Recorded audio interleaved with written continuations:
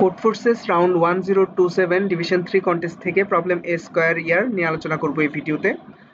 তো এখানে প্রবলেম স্টেটমেন্টে অনেক কথাই বলা আছে ইনপুট আউটপুট সেকশনে, তো এই জিনিসগুলো একটু নিজেদের মতো করে পড়ে নেবেন। আমি ডিরেক্ট এক্সপ্লেন করার চেষ্টা করতেছি যে প্রবলেম আসলে কি বলা হয়েছে বা ইনপুটে কি দেওয়া থাকবে, আমাকে আউটপুট কি করতে হবে। আচ্ছা, তো ইনপুটে হচ্ছে আমার কাছে একটা স্ট্রিং থাকবে, 4টা ডিজিটের একটা স্ট্রিং বা 4টা ক্যারেক্টারের একটা স্ট্রিং, যেখানে একটা ইয়ার বা সাল আমার কাছে দেওয়া থাকবে। ঠিক আছে, কথার কথা 2025, এই যে এমন একটা সাল আমার কাছে দেওয়া আছে। ঠিক আছে, আবার এই সালটা হচ্ছে মানে কি লিডিং জিরো থাকতে পারে। ঠিক আছে, এটাও একটা সাল হইতে পারে যে 0 0 0 0 0 0 1। ঠিক আছে, লিডিং জিরো মানে হচ্ছে কোন একটা ডিজিটের আগে যদি সব শূন্য থাকে, এই জিনিসগুলো বোঝানো হচ্ছে আর কি লিডিং জিরো। আচ্ছা, তো এটাও একটা সাল হইতে পারে। তো আমার কাছে একটা সাল ইনপুট দেওয়া থাকবে, আমাকে বলতে হবে এই যে সাল যেটা আমার কাছে ইনপুট দেওয়া আছে, এগুলা এই যে এই সালটাকে a plus b whole square এই ফরম্যাটে আসলে প্রকাশ করা সম্ভব হচ্ছে কিনা। যদি এই ফরম্যাটে প্রকাশ করা সম্ভব হয়, তাহলে আমাকে আউটপুটে দেখাইতে হবে a আর বি, এই দুইটা জিনিস হচ্ছে আমাকে আউটপুটে দেখাইতে হবে। আর যদি সম্ভব না হয়, তাহলে আমাকে আউটপুটে -1 প্রিন্ট করতে হবে। আশা করি প্রবলেমের ইনপুট আউটপুটটা বোঝা গেছে। আচ্ছা, তো এখন এতটুকু যদি বোঝা গিয়ে থাকে, আমরা এটার একটু লজিক্যাল পার্ট নিয়ে আলোচনা করি যে কিভাবে জিনিসটাকে সলভ করা যায়, বা আমাদের কিছু অবজারভেশন নিয়ে আমরা কথা বলবো। এখানে ইউজার যেটা ইনপুট দিতেছে, এই যে এগুলা যে সালগুলা ইনপুট দিতেছে, এই সালগুলাকে যদি আমরা একটু অবজার্ভ করি, যে 2025 এইটাকে যদি একটু অবজার্ভ করি, এটাকে আসলে আমি কি a plus b whole square এই ফরম্যাটে প্রকাশ করতে পারতেছি কিনা, ওইটা হচ্ছে আমার প্রথম প্রশ্ন। যে এটাকে a plus b whole square এই ফরম্যাটে আসলে আমি প্রকাশ করতে পারতেছি কিনা, এটাই হচ্ছে আমার প্রথম প্রশ্ন। আচ্ছা, এটা কখন আমি প্রকাশ করতে পারবো, a plus b whole square আমি কখন প্রকাশ করতে পারবো? আচ্ছা, আগে দেখি এইটার আনসার আমার এই যে টেস্ট কেস এখানে ছিল, তো 5 নাম্বার টেস্ট কেসে ছিল 2025, এটার আনসার ছিল 20 and 25। সো অবশ্যই এটাকে a প্লাস বি হোল স্কয়ারে প্রকাশ করা সম্ভব, এবং এটার আনসার ছিল কি 20 and 25। ঠিক আছে, আচ্ছা, তার মানে কি? তার মানে হচ্ছে 20 plus 25 whole square equal to 2025। ঠিক আছে, এটাই তো, তাই না? এখন 20 আর 25 যদি যোগ করে আমি কত পাই? 45 পাই। তাইলে আমি এইটা তো বলতে পারি যে 2025 এটাকে যদি আমি স্কয়ার রুট করি, তাহলে আমি কত ভ্যালু পাবো? 45 পাবো। ঠিক আছে, এতটুকুতে কি কারো কোনো কনফিউশন? যদি কনফিউশন থাকে, তাহলে আমি আরেকবার রিপিট করতেছি যে এ এর ভ্যালু এটা ধরা হয়েছে, বি এর ভ্যালু এটা ধরা হয়েছে। ঠিক আছে, তো a plus b whole square, এখন a এর ভ্যালু হচ্ছে 20, বি এর ভ্যালু হচ্ছে 25। তো 20 আর 25 হয় কত? 45। তো এই 45 কে যদি আমি স্কয়ার করি, তাহলে আমি কত পাইতেছি? 2025। এখন এই 2025 কে যদি আমি আবার রুট করি, মানে স্কয়ার রুট করি, তাহলে আমি কত পাবো? 45 পাবো, তাই তো?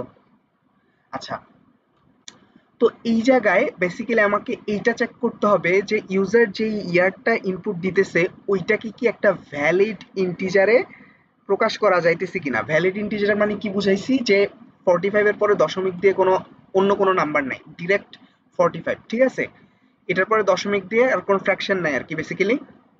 তো এমন নাম্বারে যদি প্রকাশ করা সম্ভব হয়, তাহলে ওইটাকে অবশ্যই অবশ্যই a প্লাস বি হোল স্কয়ারে প্রুভ করা, মানে এক্সপ্রেস করা সম্ভব। ঠিক আছে, আচ্ছা, এই জিনিসটাকে যদি আমি আরেকটু বুঝাই বলি, যে আমার কাছে কোনো একটা নাম্বার n আছে। ঠিক আছে, এটাকে আমি a প্লাস বি হোল স্কয়ারে প্রকাশ করতে পারবো কিনা, সেটা হচ্ছে আমার প্রশ্ন। এটাকে a plus b whole square আমি তখনই প্রকাশ করতে পারবো যখন রুট n কি হবে? একটা ভ্যালিড, মানে জাস্ট একটা ইন্টিজার নাম্বার হবে। রুট n হচ্ছে একটা ইন্টিজার নাম্বার হবে আর কি। হ্যাঁ, এটা যদি হয়, তাহলেই হচ্ছে আমি প্রকাশ করতে পারবো a plus b whole square এইভাবে।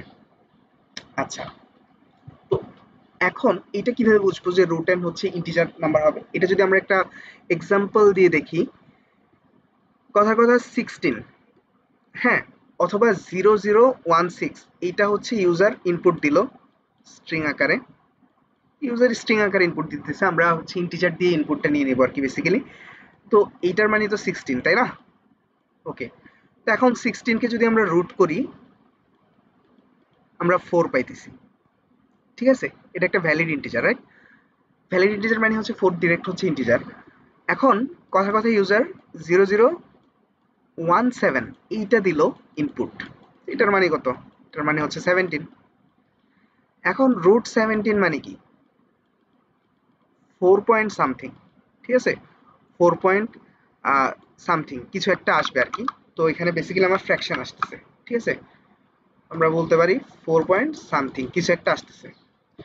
তো এই যে দশমিকের পরে এরকম ডেসিমেল ভ্যালু আসতেছে, তো এরকম যদি আসে তাহলে ওই সংখ্যাটাকে, এই যে এখানে 17 ছিল, এটাকে কখনোই a প্লাস বি হোল স্কোয়ারে এক্সপ্রেস করা পসিবল না।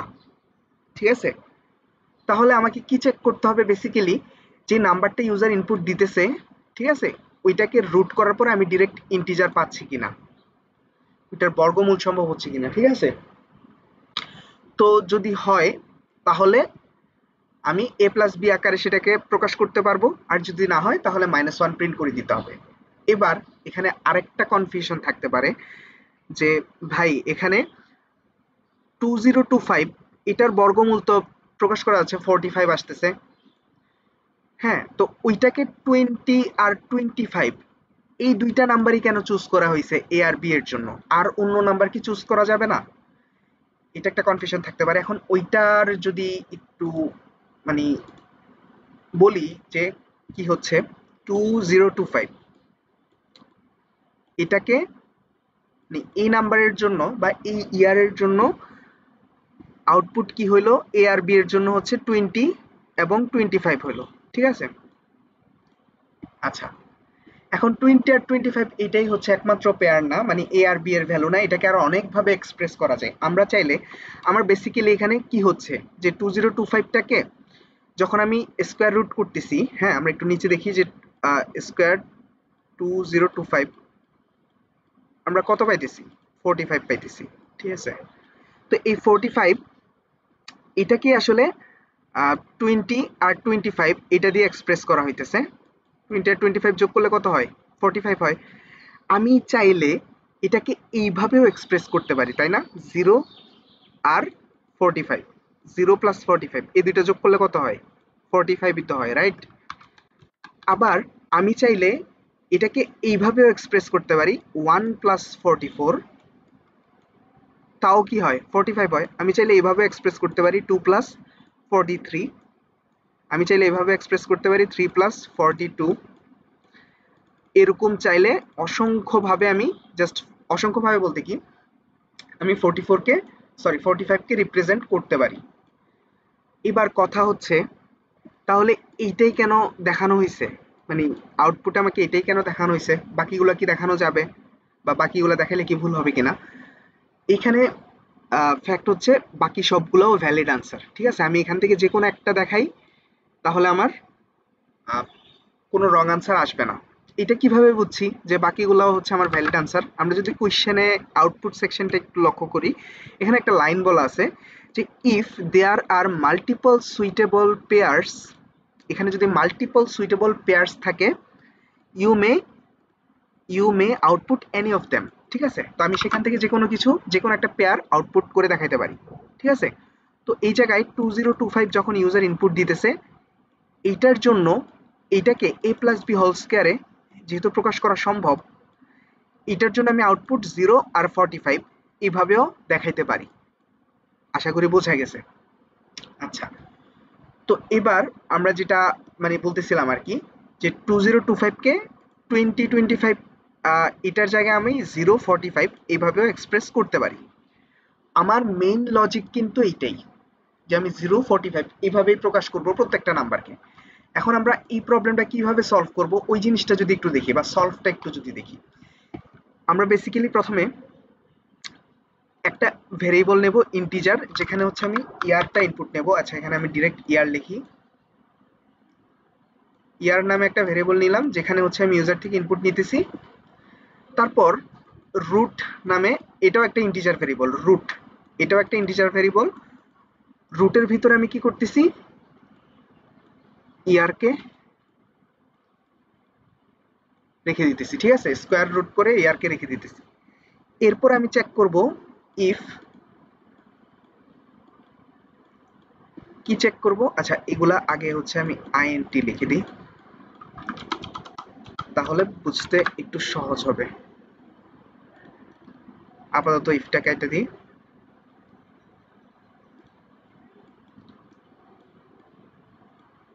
এটা একটা ইন্টিজার ভেরিয়েবল ইয়ার, এটা একটা ইন্টিজার ভেরিয়েবল রুট, ঠিক আছে। ইয়ারটাকে আপাতত ওয়াই দিয়ে এক্সপ্রেস করি শুধু, রুটটাকে আর দিয়ে এক্সপ্রেস করি শুধু। আচ্ছা, তো এটা হচ্ছে আমি ইউজার থেকে ইনপুট নিয়ে নেব, ঠিক আছে। ইউজার থেকে আমি ইনপুট নিয়ে নেব ইয়ারটা। দেন এইবার আমি কি করব, এই যে আর, একটা কন্ডিশন আমি চেক করব, আর ইনটু আর যদি ওয়াই এর সমান হয়, ঠিক আছে। এইটা যদি আর ইনটু আর যদি ওয়াই এর সমান হয়, মানে আর স্কোয়ার যদি ওয়াই হয়, এটাই বোঝানোর চেষ্টা করতেছি যে আর স্কোয়ার যদি ওয়াই হয়, ইফ যদি ওয়াই হয়, তাহলে এ আর বি আমাকে আউটপুট করে দেখাইতে হবে, এ আর বি আমাকে আউটপুট করে দেখাইতে হবে। তো এখন এ আর বি আমার কি হবে, একটা তো জিরো হবে অবশ্যই, আমি যেহেতু ওই যে জিরো আর মানে 45 এই ফরম্যাটে করতেছি, তো একটা আমার অবশ্যই জিরো হবে। আরেকটা কি হবে, আরেকটা আমার রুট ওয়াই হবে, ঠিক আছে। একটা জিরো হবে, আরেকটা অবশ্যই রুট ওয়াই হবে। এখন এই যে রুট ওয়াইটাকেই তো আমি আর এর মধ্যে রেখে দিতেছি, ঠিক আছে। তো আরেকটা আমার এখানে আমি ডিরেক্ট বলতে পারি, আরেকটা হচ্ছে আমার আর হবে, আরেকটা হচ্ছে আমার আর হবে, ঠিক আছে। সো এইটা হচ্ছে আমার এ, এইটা হচ্ছে আমার এ, এটা হচ্ছে আমার বি, ঠিক আছে। আচ্ছা, এলস কি হবে, মানে এগুলো হচ্ছে আমি আউটপুট করতেছি আর কি, এলস আমি -1 আউটপুট করবো, -1 প্রিন্ট করবো, ঠিক আছে। এইটাই হচ্ছে আমার লজিক। এখন এই যে এই জায়গাটা কেমনে স্যাটিসফাই হইতেছে, এখন আর যেহেতু আমার একটা ইন্টিজার ভেরিয়েবল, হ্যাঁ, আর যেহেতু আমার একটা ইন্টিজার ভেরিয়েবল, যে কথার কথা, এই যে 36, এটা হচ্ছে একটা, এটাকে যদি আমি রুট করি কত আসবে, 6 আসবে, ঠিক আছে। এখন রুট 37, এটাকে যদি আমি রুট করি তাহলে 6 পয়েন্ট সামথিং আসবে। এখন এই 6 পয়েন্ট সামথিং, এটাকে যদি কোনো ইন্টিজার ভেরিয়েবলের মধ্যে আমি স্টোর করি, তাহলে এই পয়েন্ট সামথিংটা সে অটোমেটিক বাদ দিয়ে দিবে, জাস্ট 6টাকে কালেক্ট করবে, ঠিক আছে। তাইলে রুট 37 মানে আমি কত বলবো, জাস্ট 6 বলবো। এখন প্রথমে আসি যে 36 এর বেলায়, প্রথমে 36 এর বেলায় হচ্ছে ওই কন্ডিশনটা চেক করি। তো 6 ইন্টু, কন্ডিশনে কি ছিল, আর ইন্টু আর যদি ওয়াই এর সমান হয়, এখানে এখানে এইটা হচ্ছে আমার ওয়াই, 36টা হচ্ছে ওয়াই, আর 6টা হচ্ছে আর, ঠিক আছে। তো আর ইন্টু আর যদি 36 এর সমান হয়, সমান কি হচ্ছে, হ্যাঁ 6 6 36, তো এটা তো সমান হচ্ছে, ইয়েস দিস ইজ ভ্যালিড, ওকে। এখানে এ আর বি প্রিন্ট করা সম্ভব হবে, ওকে। এখন 37 এর বেলায় কি ঘটনাটা সেম ঘটতেছে, 37 এর বেলায় আমি আর পাইছি কত, আর 6 পাইছি, ঠিক আছে, আর পাইছি কত 6। এখন 6 ইন্টু 6, এটা কি 37 এর সমান, 6 6 কত হয়, 36 হয়, 36 কি 37 এর সমান, অবশ্যই না। তো এখানে আমার আউটপুট -1 হবে, ঠিক আছে, আশা করি বোঝা গেছে। আচ্ছা, এটাই হচ্ছে আমার মেইন লজিক আর কি। এখন এই লজিকটাকে হচ্ছে আমরা কোডে ইমপ্লিমেন্ট করব, ঠিক আছে। তো আমি এখানে C plus plus language use করতেছি।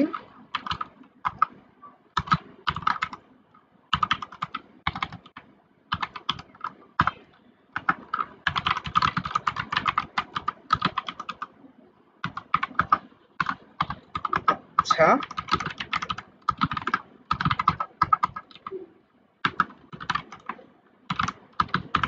এটা আমার,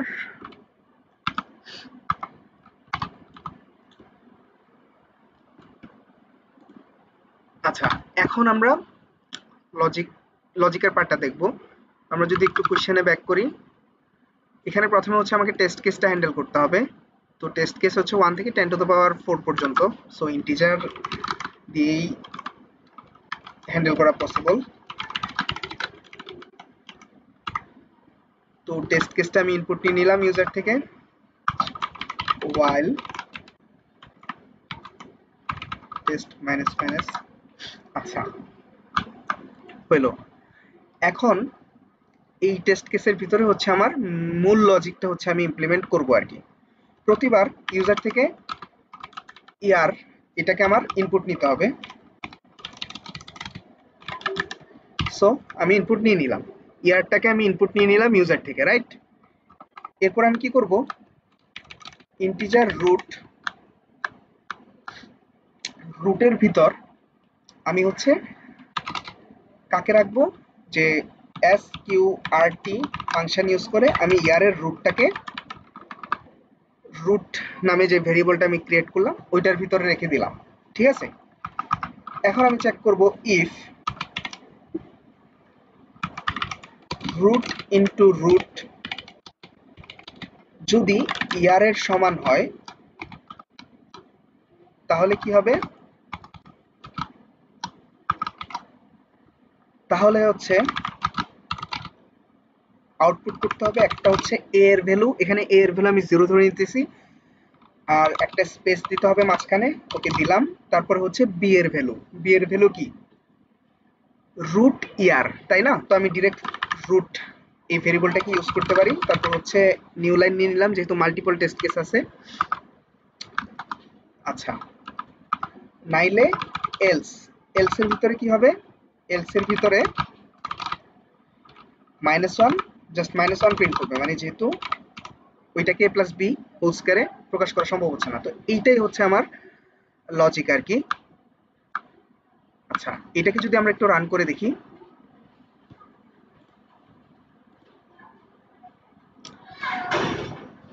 আমরা রান করতেছি, একটা টেস্ট কেস দেখবো জাস্ট। আচ্ছা, একটা না দুইটা টেস্ট কেস দেখি। আমরা প্রথমে দেখব 2025, এটার জন্য কি কি আসতেছে, 0 আর 45 আসার কথা। হ্যাঁ, 0 আর 45 চলে আসছে।